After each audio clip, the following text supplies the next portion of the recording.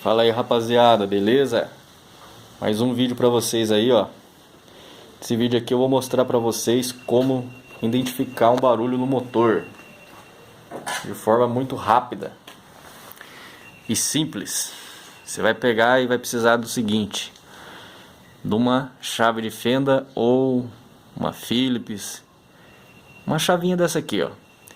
Essa aqui é uma Suzuki, ela tá com barulho na parte de cima. Aí você vai pegar, você vai ligar o motor aqui, ó. Você vai ligar o motorzinho dela. Não sei se dá pra vocês ouvir aí, mas tá com barulho aqui nessa parte aqui, ó, em cima do motor. Você vai pegar a chave e vai colocar mais ou menos aonde que você tá ouvindo o barulho.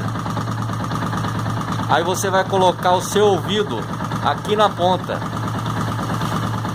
Você vai ver que o barulho vai aumentar quando você colocar o ouvido aqui na ponta da chave.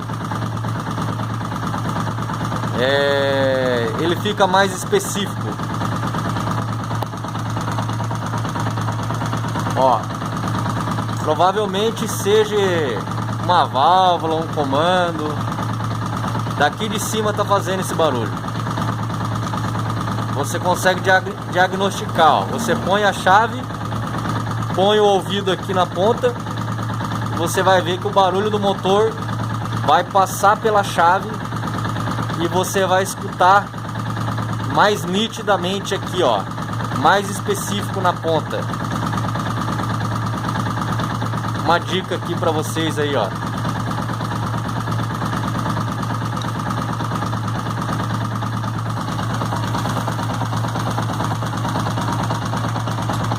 O barulho vem daqui, ó. Provavelmente seja uma válvula, um comando.